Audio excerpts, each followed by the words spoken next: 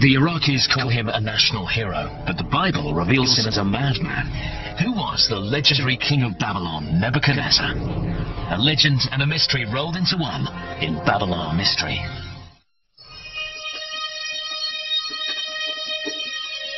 Mesopotamia, the land between the rivers, is between the Euphrates and the Tigris, and was once the birthplace of culture.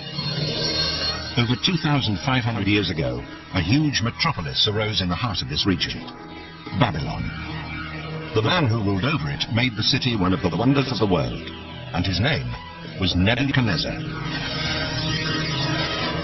The structures constructed by the king of the Euphrates became myths, like the huge Tower of Babel, which was to appeal to the imagination of generations to come.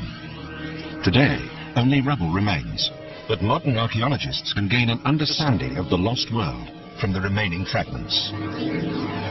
Latest technology preserves the cuneiform signs, the oldest written language, on thousands of ancient tablets, and scientists can now decipher them. The images can bring the lost city of Babylon back to life, and with it comes a far greater understanding of Nebuchadnezzar and of the cosmology of the Babylonians.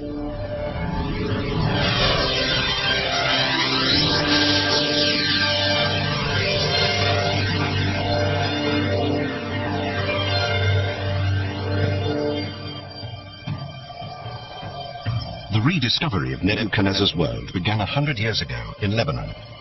The French consul, Henri Poignant, explored the region round El Hermel in search of ancient artistic treasures. At the time, there were many expeditions by colonial administrators. The 19th century was the time of great discoveries. Wherever they went, they seemed to make new and important finds. The legendary city of Troy had been excavated. Egyptian hieroglyphics could be deciphered. And on a hot October day, Henri Poignant made a discovery that would later be acclaimed as an archaeological sensation. Poignant worked on the assumption that the vast empire of Babylon once extended to this point on the shores of the Mediterranean, and he discovered proof. On a stone wall, the portrait of a king had been chiseled out, overpowering a lion with his arm.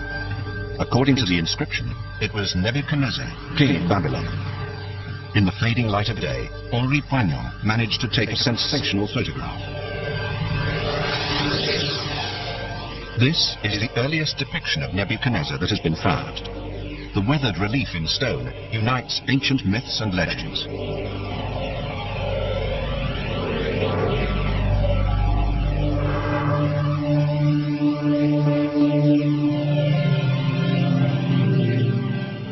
The kingdom ruled by Nebuchadnezzar benefited from the influence of the two great rivers, the Euphrates and the Tigris.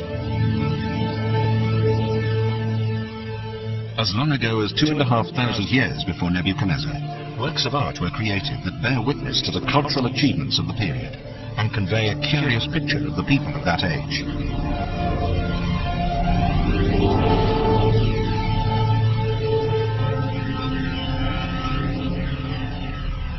The Sumerian people created an entirely new culture, heralded by a revolutionary development. The invention of cuneiform script 3,000 years before Christ, and the cultural growth that resulted from the invention of a written language, was to reach its pinnacle in Nebuchadnezzar's vast empire of Babylon.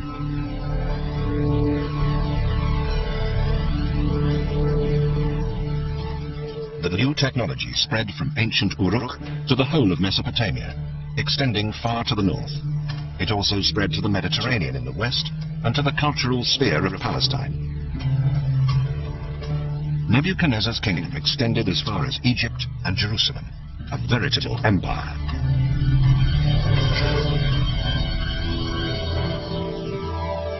Jerusalem, the holy city of David, and ancestral home of all Jews. But 2,600 years ago, it was not the sprawling metropolis that it is today. Protected by city walls, no more than a few thousand Jews inhabited the small area around the Temple Mount. Nebuchadnezzar was able to breach the stone circle and leveled the holy city. An ancient relief depicts the battle. The Babylonians scaled the walls of the city with the help of fortified towers. The defenders could not match the superior military technology. The invaders had metal armor, stone catapults, and carefully planned strategies. The well-thought-out plans were highly effective, along with the devastating waves of arrows fired by thousands of archers. Nebuchadnezzar used his military might to good effect. Thousands of enemies were mown down, while the survivors were taken to Babylon as prisoners of war. For the Jews, it was a terrible catastrophe, the wrath of God, and Babylon was seen as the hated site of exile, with Babel known as the hotbed of vice.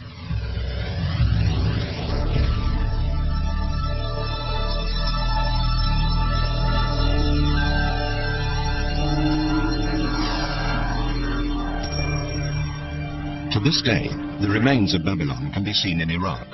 But at the beginning of the 20th century, all that could be seen of the former metropolis were foundation stones and rubble. The buildings, just 20 years old, are mere reconstructions.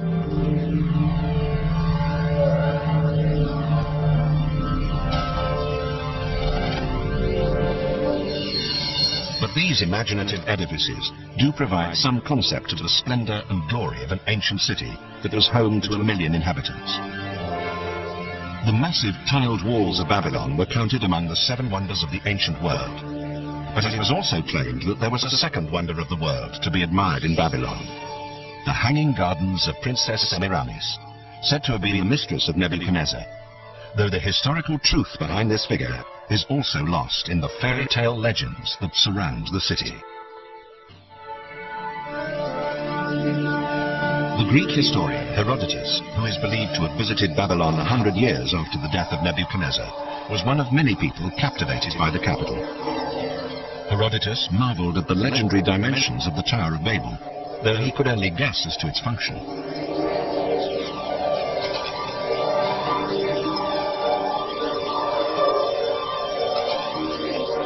As he tried to describe the sights, he let his imagination run wild as he enthused about the city with streets 16 meters wide, walls 25 meters thick, and an urban area that stretched for 96 kilometers.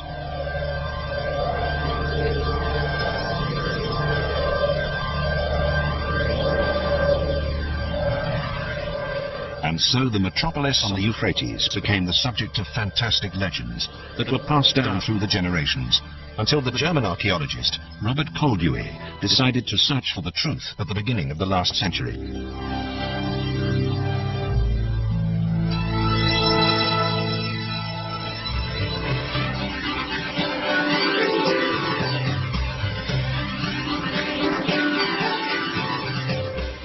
When Koldewey reached the presumed site of the ancient city of Babylon, all that could be seen were piles of rubble covered by the drifting desert sands. But Koldewey was certain that the legendary Babel was buried there. The initial excavations revealed remains of vast city walls and confirmed his belief that only the capital of Babylon could have had such mighty defenses. Koldewey had found the remains of the walls that Herodotus had reported with such admiration, and the Babylonians had insulated the tiled structures against humidity by using bitumen, an amazing technological achievement for the day.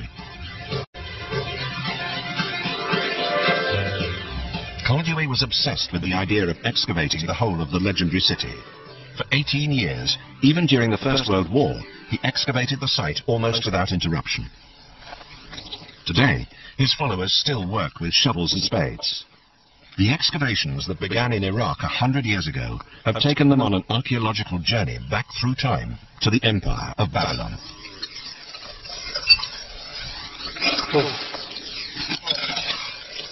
In Sippar, a good 50 kilometers from Koldewey's excavations, the team have discovered a new archaeological sensation: a library from the period of Nebuchadnezzar. However, the archaeologists aren't looking for works of art or precious metals, but a far more valuable treasure: inscribed tablets. Cuneiform writing thousands of years old, recording the ideas and beliefs of Babylonians in Nebuchadnezzar's day.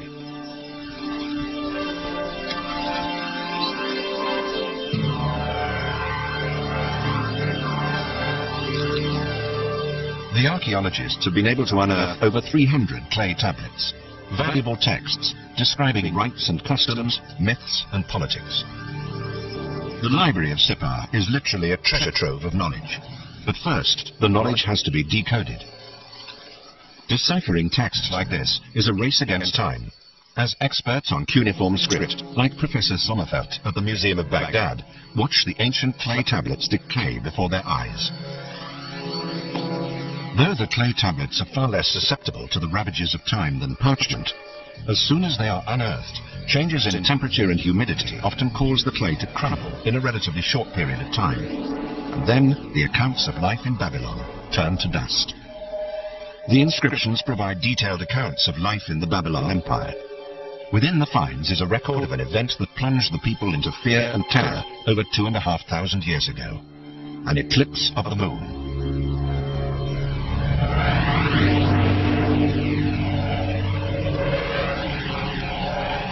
The clay tablets tell of the day when the moon disappeared, and priests all over the city had to light fires.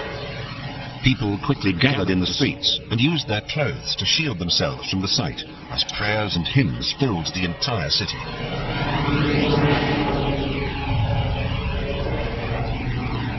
The soldiers of the king dipped their hands into dark clay and smeared it over their faces, covering them entirely. Only in this way could the moon, believed by the Babylonians to be a god called Sin, be appeased. Only then would the god be prepared to show his face to mankind once more. At this small museum in Iraq, Professor Walter Sommerfeld and his colleagues study the collection of clay tablets, which are full of sensational discoveries. The weathered inscriptions are true treasures of archaeological exploration, as they shed light on the lost civilization of ancient Babylon. These people, the Sumerians, Babylonians and Assyrians, were compulsive writers. They kept records of everything that could possibly be preserved in text: letters, accounts of everyday life, and also the entire body of scientific knowledge available at the time. Literature, mythology, astrology, everything we know about them has come down to us by means of clay tablets, and so far we found about 1 million of them. We estimate that in the region around Iraq, there could be 100 million more buried in the ground, and only a small proportion of the texts we've found so far, about 25%, have been deciphered. With so many clay tablets holding so much information, it's hardly surprising that archaeologists are eager to preserve the legacy of Nebuchadnezzar with the aid of the latest technology.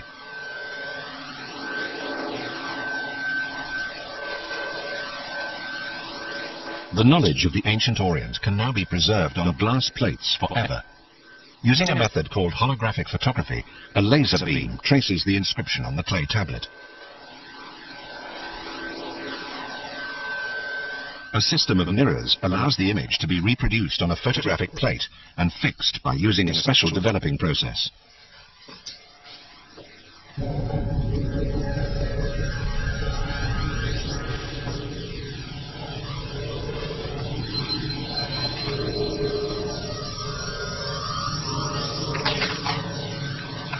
The holographic technology has been developed at the Institute of Physics of the University of Münster.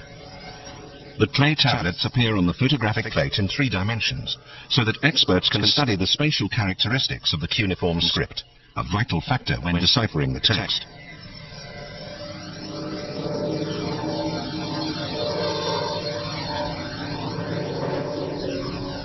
The image resolution of the hologram is so detailed that even individual symbols within the text can be examined under the microscope without damaging the original in any way. And the hologram can also be made available over the internet, so decoding teams can work simultaneously all around the world.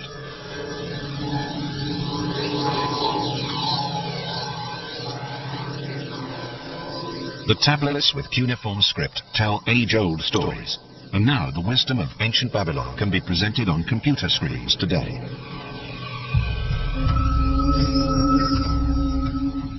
Among them are the accounts of ancient sacrificial rituals that show how far everyday life in Babylon was dominated by strong religious beliefs. The record also proves that the stories of the godless pride shown by the people of Babel as related in the Bible were nothing but hostile propaganda. In the sacrificial ritual, everything was regulated down to the smallest detail. The type of oil the priest had to wash his hands with, and the exact position he had to adopt when he examined the claws and teeth of the animal to be slaughtered.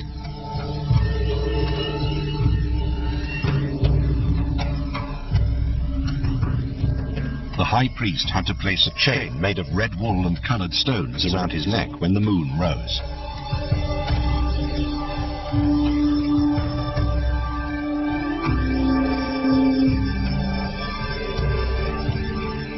Only then could the body of the animal be slit open and the liver removed. The condition of the organ indicated whether good times or bad were in store for the empire and the king. They believed that their entire future depended on how the animal's liver was interpreted. It was a divine sign.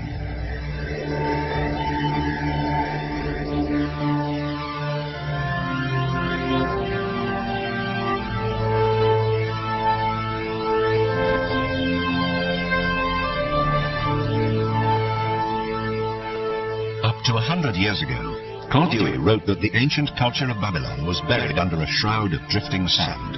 And even today, experts estimate that thousands of texts are still hidden beneath the ground in Babylon.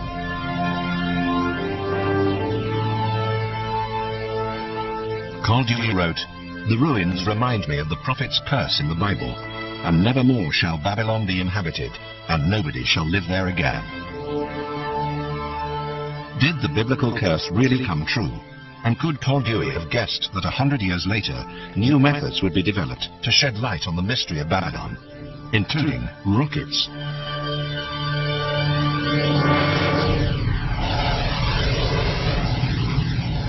The Russian Soyuz carried a surveillance satellite into outer space. In the days of the Cold War, the technology was employed to spy out enemy territory using photographs from space.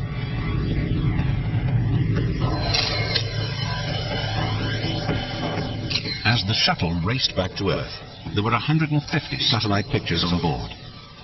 Among them was one of an area 32 degrees north and 44 degrees east, Iraqi territory.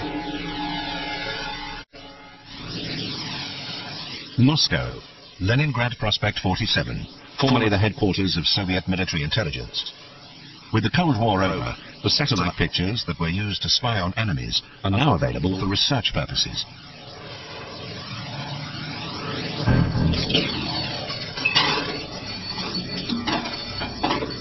The former espionage photographs from outer space are of enormous importance to aerial archaeology.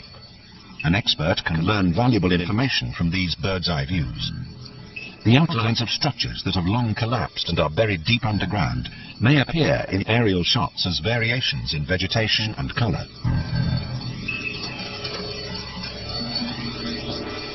This technology has enabled archaeologists to study a small area that the satellite camera 270 kilometers away picked up. Ancient Babylon. As the computer enlarges the image, the entire area of a city that has long since vanished can be seen. In the top left is the modern palace of Saddam Hussein, and to the right, the region excavated by Koldewey. The aerial image shows that only a small area of the ancient city has so far been studied by archaeologists. In fact, Nebuchadnezzar's city extended much further, as this satellite photograph shows. It was over 60 times larger than the reconstruction that can be seen today.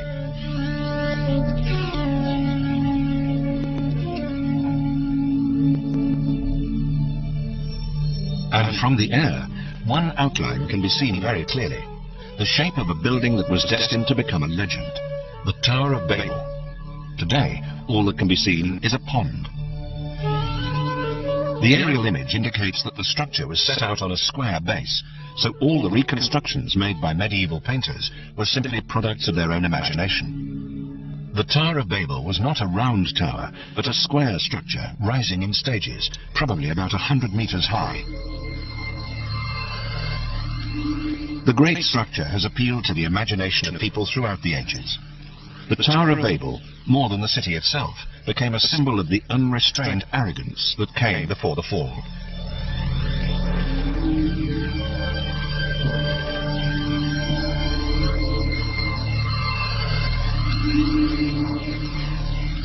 Herodotus, the father of historical writing, may well have seen the Tower of Babel when half of it still remained, even though the decline of the city began almost as soon as Nebuchadnezzar's son succeeded him. At least in his mind's eye, Herodotus would have been able to picture the magnificent scene as the royal procession began to climb the tower, climbing to the blue temple at the summit, the temple of Marduk, god of the city.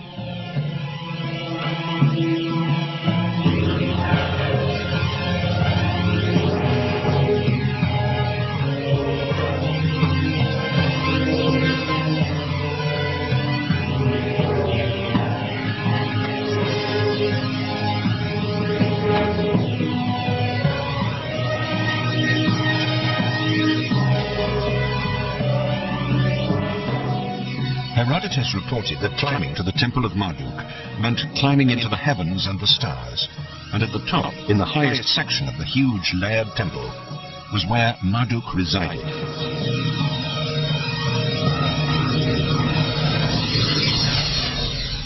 Herodotus let his imagination run away with him, and wrote that on a golden bed lies a Babylonian virgin, the consort of the god, and from time to time the god himself appears.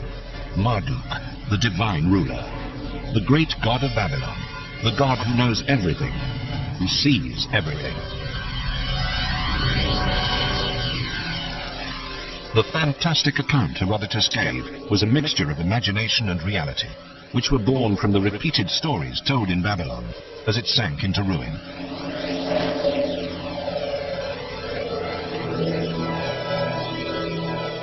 Little remains of the Babylonian temple towers today. They're just rubble. But in Borsippa, which can be seen from Babylon, the giant ruins of another tower reach up into the sky.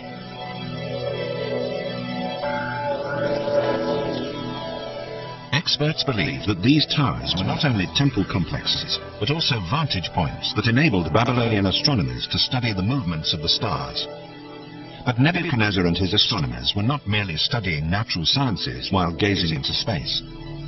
They regarded the celestial bodies as gods, and believed that the movements of immortal forces in the cosmos above reflected all aspects of reality down on Earth.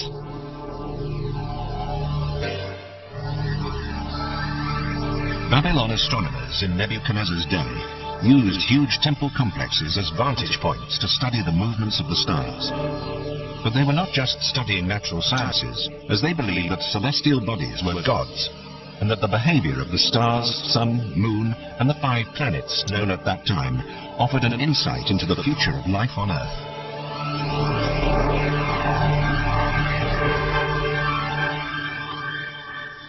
The German Museum in Munich.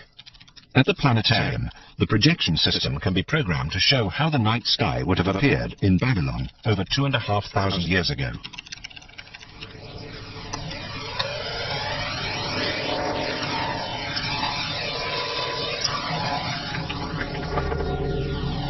In the artificial sky of the planetarium, thousands of stars appear, as they would have done to Nebuchadnezzar himself.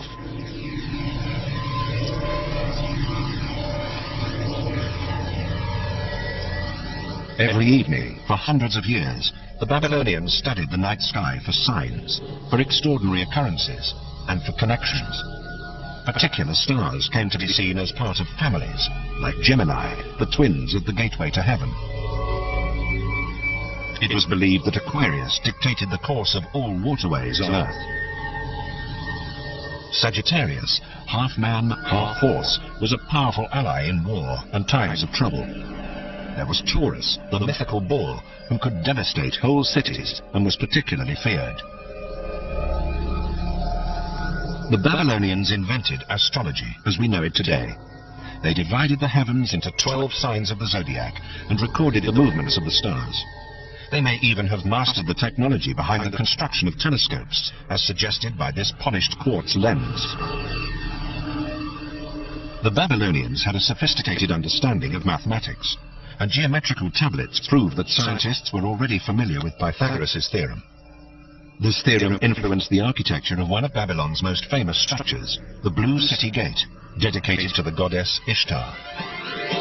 In his telegrams to Berlin, Koldewey praised the unique beauty of the tiles, as the blue glazed bricks were packed into cases and transported to Berlin, where they were washed and sorted. The reconstruction of the Ishtar Gate began in the Museum Island of Berlin. After 2,500 years and a journey of 5,000 kilometers, the great city gate of Nebuchadnezzar was completed, and with it were many depictions of animals in a style that was very typical of Babylonian art.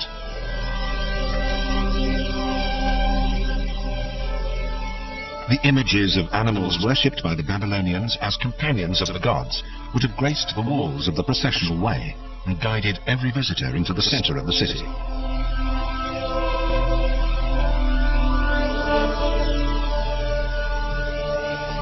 And And what an overwhelming impression the fresh blue tiles must have made on those who entered the City of Miracles from the heat of the desert.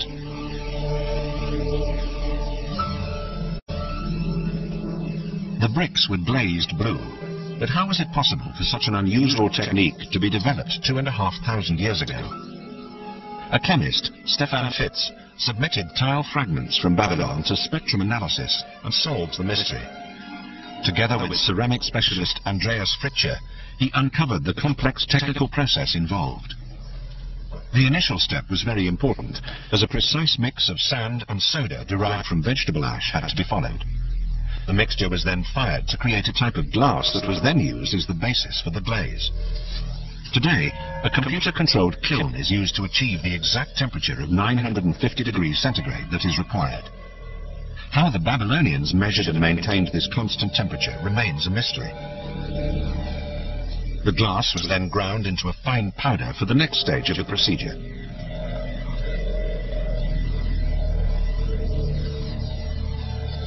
Tiny quantities of cobalt and copper oxide were added to the powder.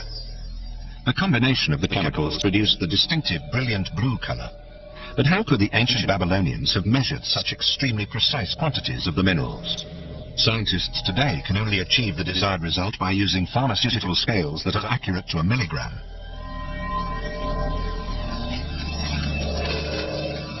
Dr. Stefan Fitz then added distilled water to turn the powder into a creamy liquid, which is the finished glaze.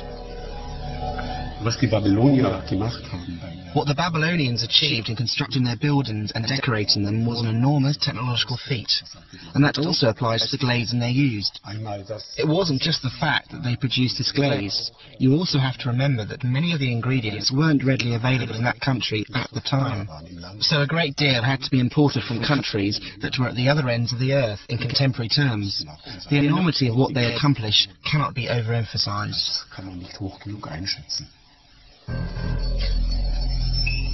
The glaze was then painted onto the brick. Finally, the object was fired again, this time for 12 hours, at a constant temperature of over 1,000 degrees centigrade.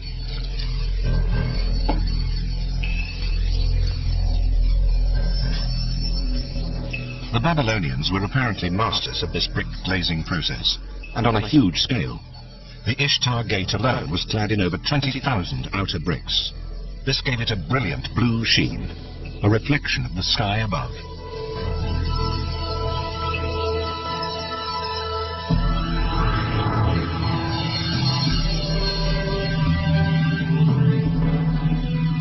The road before and after the gate was the Road of the Gods, the processional way, where the great New Year's festival was celebrated.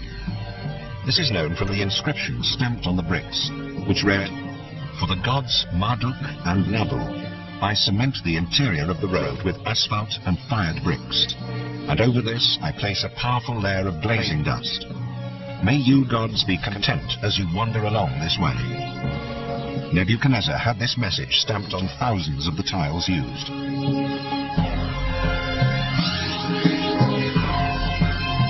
The Tower of Babel, the Ishtar Gate, and the processional way were all works of devotion to the gods. They were people's prayers immortalized in stone, and the laying of every foundation stone was also a precise ritual. All the foods that provided nourishment for life, oil, milk, beer, and dates, took on deep religious significance when the king and priests prepared the ground for a building in the sight of the gods.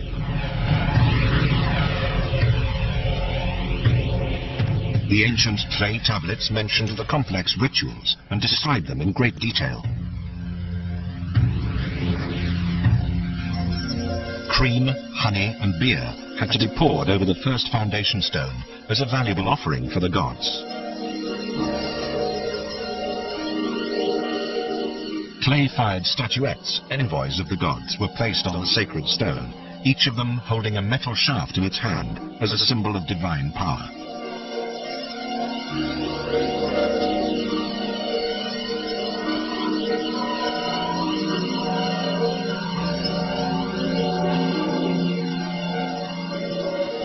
A sacrificial sheep was prepared with its mouth washed out with fragrant juniper extract to encourage the gods to look favorably upon the offering. White, purified flour the sacred fruit of the soil was then sprinkled over the statuettes. This ensured that a growth and prosperity would surround the building to be constructed. Then the statuettes were buried in the ground, the place that would soon bear the weight of the new structure. Long after the building itself has collapsed, the statuettes used in the ceremony survive to this day.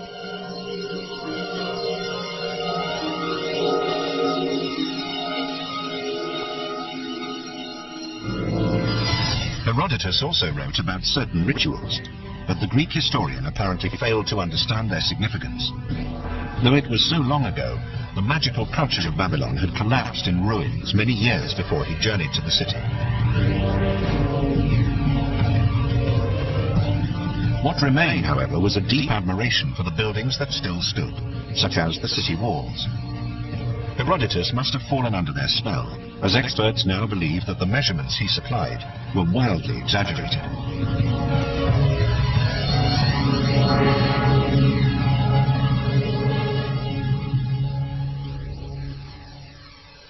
Scientists are now adopting new methods to test their theory. In this laboratory, the seventh wonder of the world is recreated, the walls of Babylon, on a scale of 1 to 100. Laser cutters make it possible to punch out holes 1,000 at a time and precisely trace the surface profile of the tiled brick walls connecting them. Never before has Babylon been recreated with the help of such modern technology.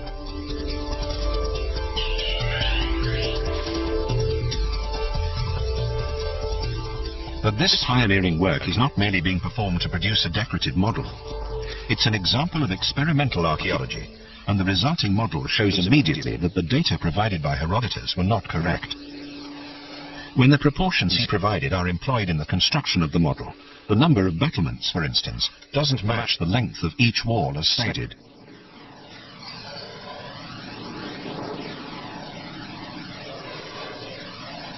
The city walls didn't stretch for 96 kilometers, as Herodotus said, but only for about 19. And apart from the major structures, the brick houses of the metropolis were only 1 or 2 stories high.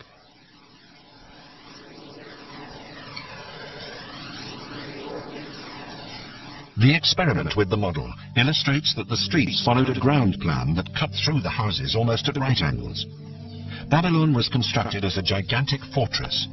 There was a 12-meter-high double wall surrounding the entire urban area. Professor Prommer and model maker Bernd Kammermeier are convinced that with the military technology available at the time, the city would have been invincible.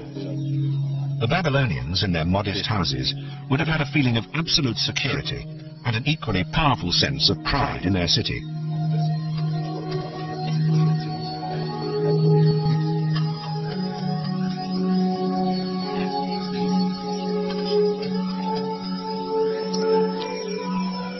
The camera shows the sense of awe that the ancient city dwellers must have had for the environment that dominated their everyday lives.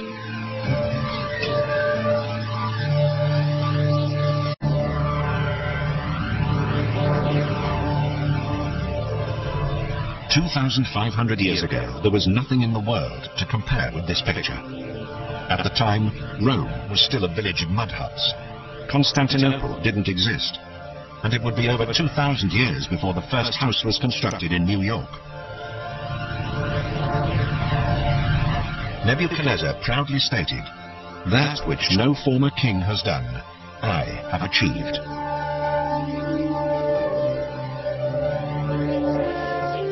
Professor Walter Sommerfeld of the University of Marburg speculates at how the people who lived in this metropolis celebrated their cult festivals.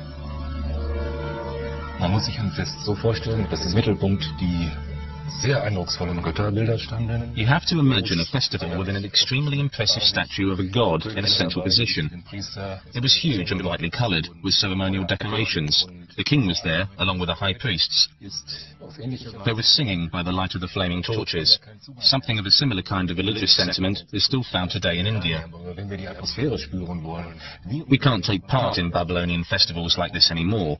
But at least there are a great many parallels in India that enable us to capture something of the atmosphere of that time.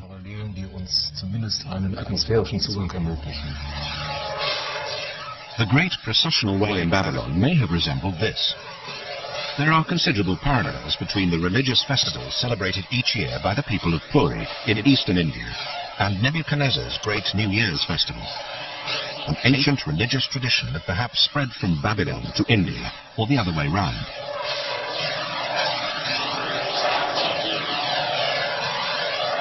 The comparison of the celebrations in India with accounts written on ancient clay tablets is certainly striking. Just as in the New Year festival of ancient Babylon, the ancient statues of the gods are brought out of the temple in Puri, draped with ceremonial decorations, and placed on a sacred cart. The king of Puri has been likened to a reincarnation of Nebuchadnezzar. As in Nebuchadnezzar's day, the king has to follow the customs closely, as they're the rules of the gods.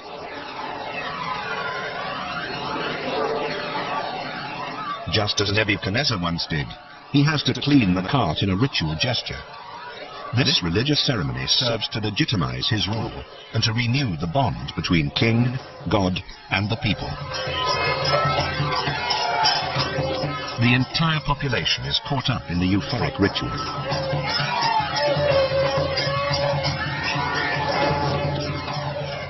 Finally, everyone comes together to pull the statue of the god through the streets, hauling it along on its massive ropes. Religion here is not an abstract concept, but something that is lived and revered every day.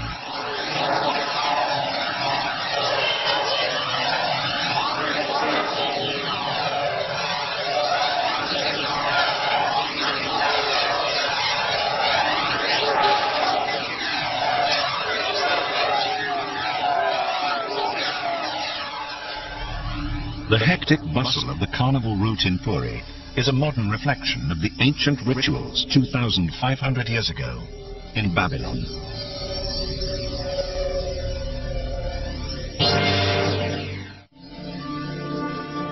The German archaeologist Koldewey excavated part of the ancient city of Babylon in the early 1900s and continued to make new discoveries at the site for the following 18 years. But he was never able to grasp at anything more than the rubble and bricks. The ancient world of the Orient remained a mystery to him. But his imagination sometimes constructed gigantic palaces from a little rubble. And he once wrote in a telegram to Berlin, "I have discovered the Hanging Gardens of Semiramis." In fact, he had found nothing more than the extensive ruined walls around Nebuchadnezzar's southern fortress. But his eagerness led him to believe that such huge walls must have supported an enormous superstructure, like the Hanging Gardens, as depicted in a 3,000-year-old Assyrian stone relief. Did the legendary terraced gardens of Semiramis ever exist, or was it just a fantasy created by later generations? With the aid of another model, archaeologist Professor Michael Prumer discovered the Hanging Gardens could have existed. Die perfekten Maßangaben. The precise measurements and the carefully thought-out construction indicate that this must have been a real structure. Of course, we are not faced with the incredible weight of material and the need to make everything watertight, which must have been a special problem. A massive problem for the engineers of the time. And they tried everything possible. Lead sheets, asphalt lining, and layers of tiles, and then vaults underneath. And of course we have no idea how watertight it really was, but it's an incredible project, and it was never attempted again in this form. At the back, the water supply was apparently fed up to the top level, and it seems that the water was allowed to seep down via these terraces, which means that the whole structure was permanently underwater. And you can see from the gigantic walls, from the thickness of the walls, in comparison to the quite narrow vaults, that they were well aware of this problem. It was thought that the roots of the trees would reach right down to the bottom, which is of course nonsense. But that's what the people thought. It must all have been filled with soil, which would mean the water would seep through. So keeping this building in a stable condition was a miracle in itself. You have to remember that. It appeared that the Hanging Garden of Semiramis was not a legend, but reality.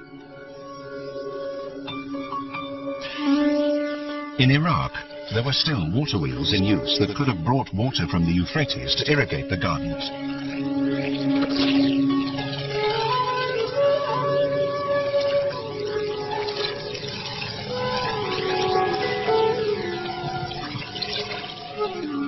A park area of this kind must have been the crowning glory of a city like Babylon. a feature of immense prestige that may well have attracted even more admiration in the blistering heat of the Orient than the Tower of Babel, standing 100 meters high. But the figure of Princess Semiramis, with whom Nebuchadnezzar is said to have fallen in love, does not stand up to historical examination. She was just a legend.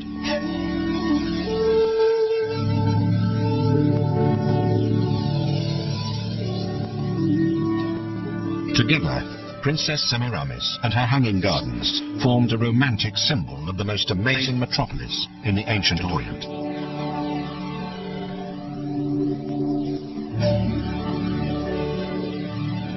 Ancient Babylon was a dream city of international fame and the gateway of the gods. But it was a dream that collapsed with astonishing speed. It is perhaps the greatest tragedy that the immensely powerful city walls never really had to defend Babylon against an enemy. The reign was eroded from within. Nebuchadnezzar's successor, Nabonidus, was overthrown by his own priests. And then suddenly, Babylon was little more than a footnote in the annals of history.